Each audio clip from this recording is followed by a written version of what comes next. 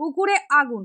শুনতে অবিশ্বাস্য হলেও এমনই এক ঘটনায় চাঞ্চল্য ছড়ালো ভাতারে। পুকুরে আগুন শুনতে অবিশ্বাস্য হলেও এমনই এক ঘটনায় আজ দুপুরে চাঞ্চল্য ছড়ালো পূর্ব বর্ধমানের ভাতারের কালুত্তক গ্রামে।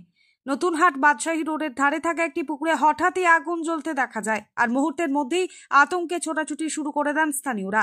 পুকুরে আগুন জ্বলতে দেখে গ্রামবাসীরা তড়িঘড়ি খবর দেন পুলিশ ও দমকল বিভাগকে। কিছুক্ষণের মধ্যেই ভাতার ফায়ার ব্রিগেডের একটি ইঞ্জিন ঘটনাস্থলে পৌঁছে আগুন নিয়ন্ত্রণে আনে। গ্রামবাসীরা জানান, প্রায় 2 মাস আগে ওই পুকুরে একটি তেলবাহী লরি দুর্ঘটনাবশত উল্টে পড়ে যায়। সেই সময় তেল মিশে পুকুরের জলে প্রলেপের মতো ভেসেছিল।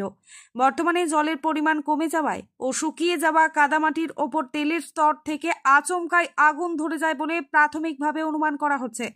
অগ্নিকাণ্ডে বড় ধরনের ক্ষয়ক্ষতি না হলেও এই অদ্ভুত ঘটনায় চাঞ্চল্য ছড়িয়েছে এলাকায়। স্থানীয়রা বলেন, আমরা প্রথমে ভেবেছিলাম কেউ পুকুরে কিছু পুড়িয়ে ফেলেছে, কিন্তু পরে দেখি পুরো পুকুর জ্বলছে।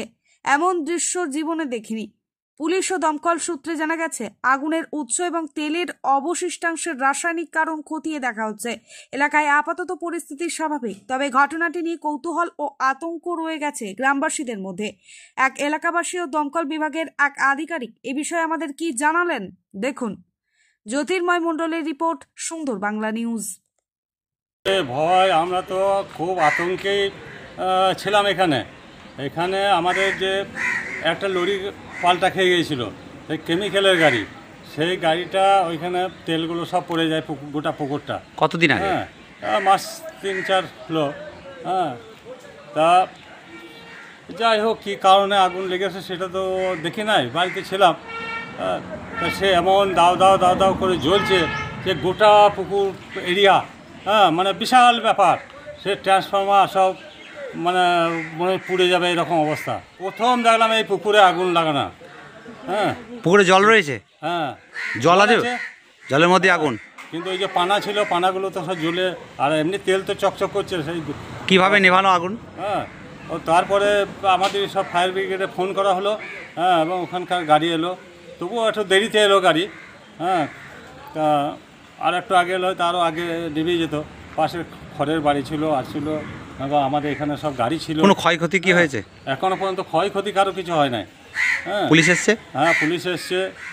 পুলিশ যথেষ্ট সহযোগিতা করেছে এখানে। নাম মোহাম্মদ আলাউদ্দিন। কালুত্তক পুকুরে আমাদের কাছে ফায়ার ব্রিগেডের কাছে খবর যায় যে পুকুরের মধ্যে আগুন লাগে। তো এসে আমরা দেখি কচুরিপানা দাউ দাউ করে জ্বলছে।